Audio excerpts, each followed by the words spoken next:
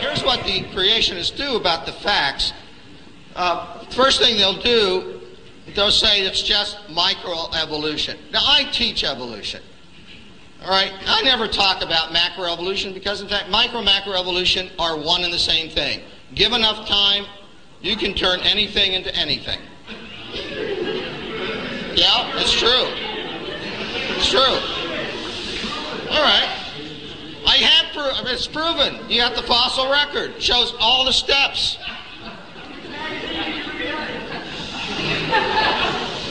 All right, so typically what the creationists do, they'll deny the existence of tens of thousands of transitional fossils. Go to a museum, look at the fossils yourself. They're there. First of all, fossils don't prove evolution. Okay? The fossil record is consistent with a story, a historical pattern. It's proven. You got the fossil record. It shows all the steps. Fossils don't prove evolution. And that's exactly what paleontologists work at.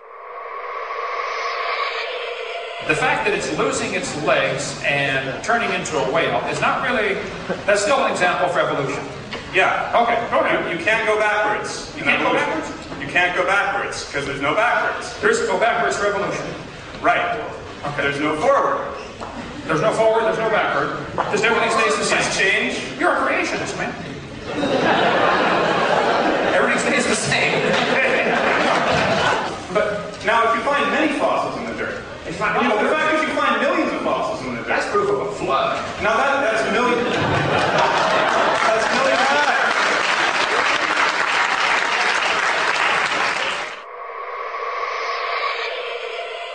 We have a very good set of bones saved from fossil records showing that the whales evolved through a long period of time from animals that were on land to animals that are in the water. We have that evidence. And to say we don't have it or to say that we're lying is disingenuous to this audience. I don't know if I can help if you can't get this, but no fossils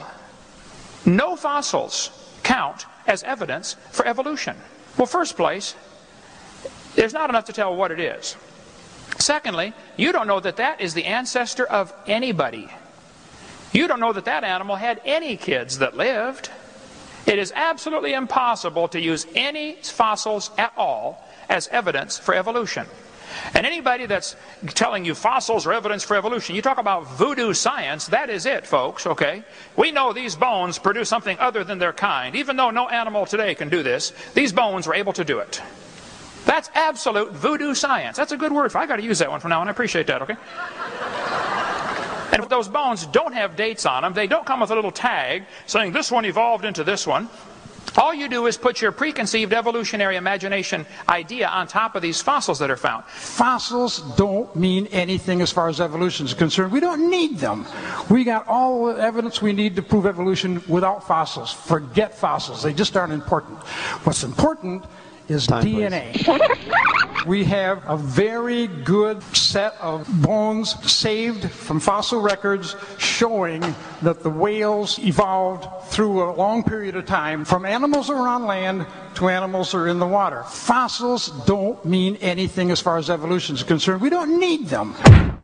And to say that we're lying is disingenuous to this audience.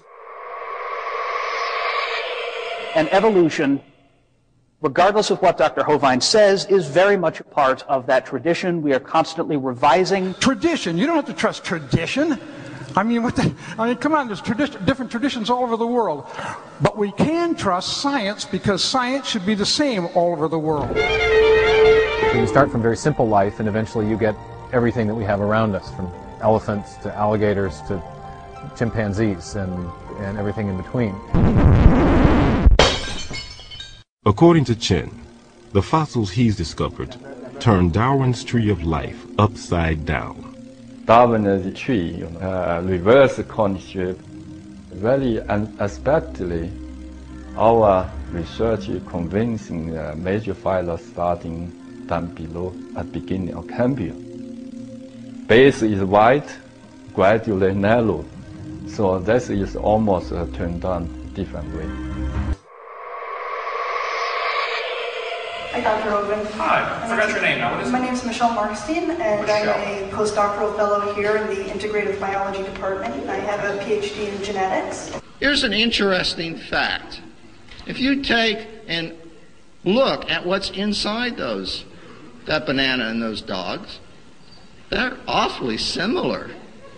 Now, do you believe dogs are related to bananas? Ultimately, yes. Ultimately, yes. Okay. You're saying, as a postdoctoral fellow. There you go. But you don't need to say doctor in front of my name. Okay. I'm pretty secure about it. If God decided to use the mechanism of evolution to create human beings, you look nervous. You say that was the bad thing to do Calm down. It's okay. You know why I'm nervous? Because I don't have the rhetorical skills that you do. No. I am winning this argument because I'm right. No, I don't.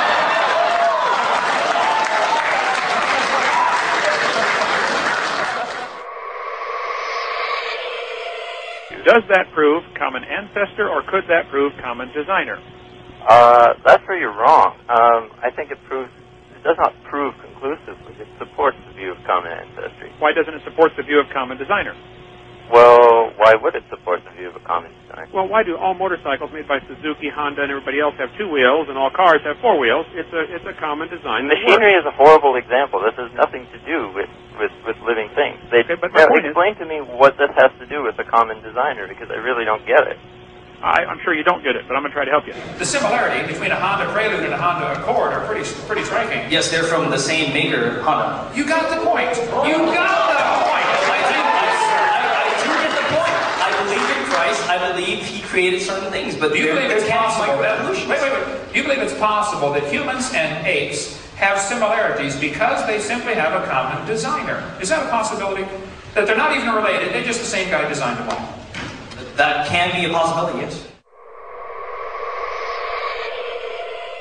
What evolution do we have? What can we see? What examples do we have of evolution, regardless of the conditions, fast or slow? Please name your best one. Well, we talk to the fossil record, right? We talk to the obvious existence of extinct and ancient life forms that have all the appearance, unless you believe a very complicated conspiracy theory, they have all the appearance of being millions of years old, right? So the fossil record, the more we fill it in, the more complete it becomes and the more powerful it becomes as evidence for evolution. Fossils don't prove evolution. Fossils don't mean anything as far as evolution is concerned. We don't need them. If people have lower back pain, that would not be proof of an ape-like ancestor, and that would be the opposite of evolution.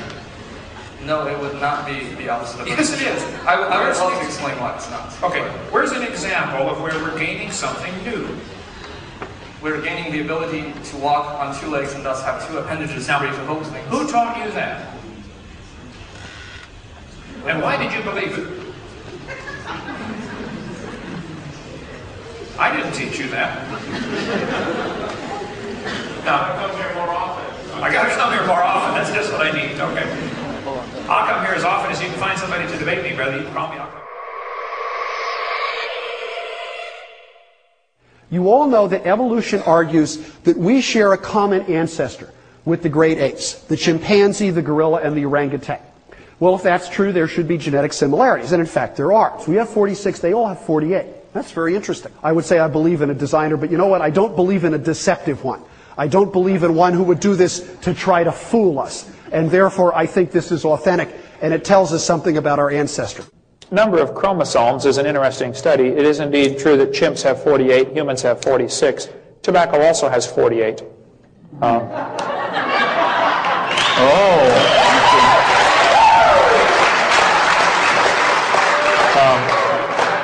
Amoebas have 50, and they say we came from Namibia, yet they've got more chromosomes than we do. Chickens and dogs both have 78. They're identical twins. The fern has the most chromosomes. That's the ultimate goal of all evolution, to become a fern. So the similarities, I think, are evidence of a common designer.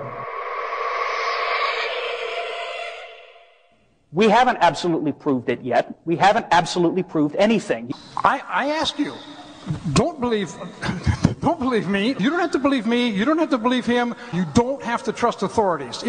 I would encourage you students to open your mind just a little bit and think about, possibly, it could be, just like when people were taught the earth was flat, and later they found out, oops, that's wrong.